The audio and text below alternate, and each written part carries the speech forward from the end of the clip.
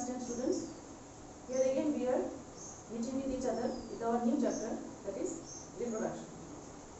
So now onwards I will discuss on the chapter reproduction.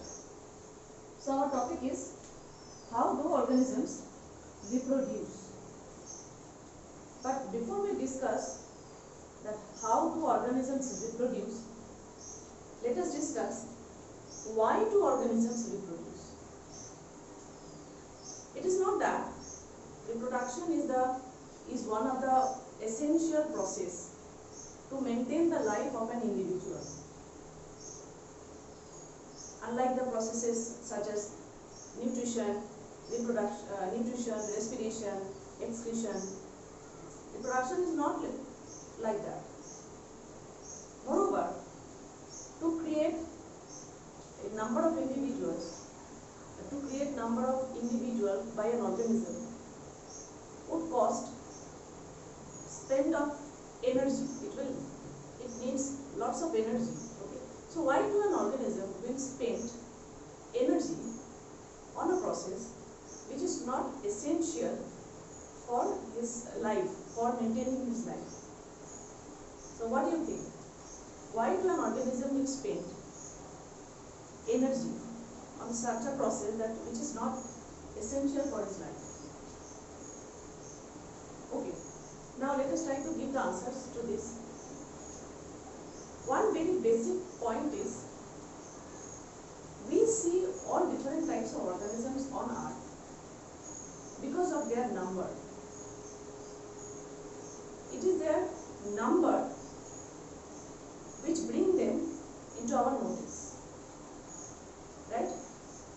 There are a number of herbs, shrubs and trees which bring them to our notice. Similarly, there are number of animals, different types of animals on earth that we see. So it is their number which bring them to our notice. Not only that, all different types of organisms which have been created long past, still they are present on earth. That's why we can see them, we know them. So there must be some reason, there must be a process which help to maintain their existence on earth. So although we have read about reproduction in our previous classes, now let's begin with what is reproduction. How would you define? We can define reproduction as the production of new organisms from the existing organisms of same species. So reproduction is the production of new organisms from the existing ones of the same species. Right?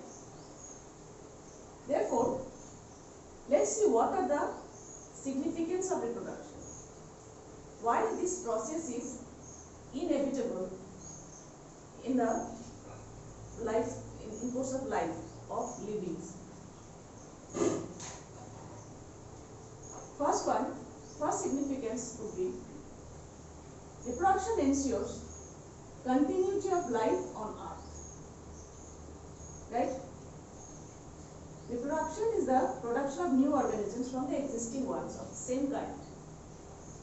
Therefore, it maintains the existence of life on earth, obviously. Number two, reproduction is essential for survival of a species on earth. Otherwise, if there was only a single organism from a single species, then it was not possible to know them by us, isn't it? Therefore, reproduction is a process which is essential for survival of a species on earth and maintaining life on earth, and it increases the number of organisms on earth with same basic characteristics. Reproduction increases the number of organisms on earth with same basic characteristics. Okay? So, if it is because of the number of organisms us to to find out the similarities between the two organisms of that same species. So by comparing the similarities between the two organisms, we can find out that whether they belong to same species or not. Okay, so these are the three basic significance of the process of reproduction. So please learn it. Now we will move on to types of reproduction. From the junior classes, you know that reproduction involves either formation of gametes or sex cells or no formation of gametes directly from the body parts, right? So on this basic concept, we can divide the process into two basic processes, right? Sexual reproduction and asexual reproduction. So asexual reproduction involves no formation of gametes and participation of only a single parent, right? For asexual reproduction, a single parent is enough. Now we will see what are the different types of asexual reproduction. Asexual reproduction will divide into two, first in plants and next in animals. In plants, the major processes of asexual reproduction are spore formation, fermentation and Betti propagation. Spore formation is mainly seen in case of fungi. Fungi, the microscopic organisms, they reproduce by formation of spores. Spores are very small, tiny structures which are produced inside sporangium. Inside sporangium, these are sporangia.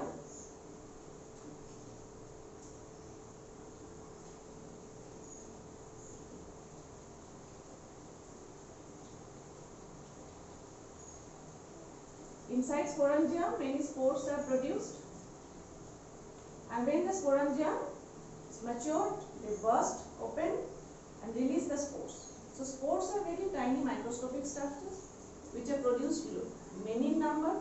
Therefore, they are very easy. It's a very easy process and fast process of reproduction. Each and every spore, as they come in contact with the substratum surface, germinate into new hypha or the vegetative body of the fungus, right? So here you can see the different examples on this diagram. Fungi, fragmentation. Most common example is the green filamentous alga Spirogyra. Here we can see how a single filament divides into or breaks into many parts, and each broken part will grow into a new filament. This is called fragmentation. And Betti propagation. Betti propagation, which may be naturally or artificially. A very common example is the potato. You all know potato, there are scars or eyes on potato, right? From where birds arise. So these birds grow into new potato plant, isn't it?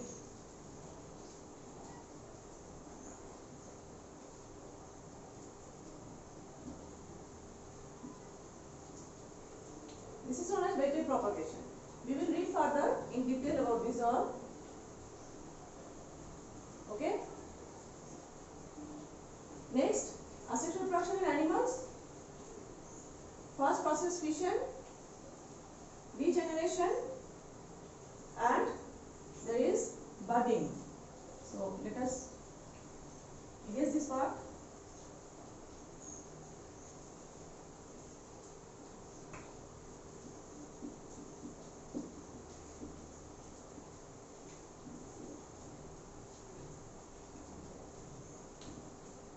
Fission, there are two types of fission, binary and multiple. Binary fission is seen in case of amoeba, paramecium, Single cell divides into two, producing two new cells.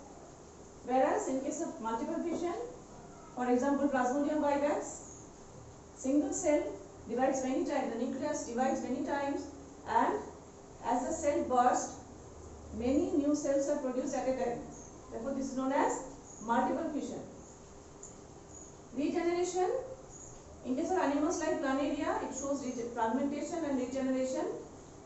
Fragmentation is the accidental cutting of the body parts into many number of parts.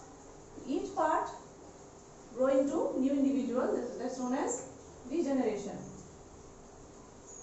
Each body part will grow, give rise to the whole new organism. That's why this is called as regeneration.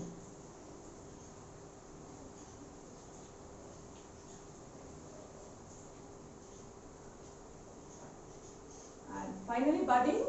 Budding, you know the most common example, it is Hydra. In Hydra, you can see budding.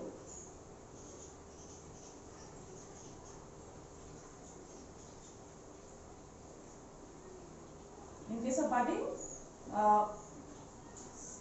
small outgrowth is produced, which is known as bud. This bud grow into a new organism. This bud grow into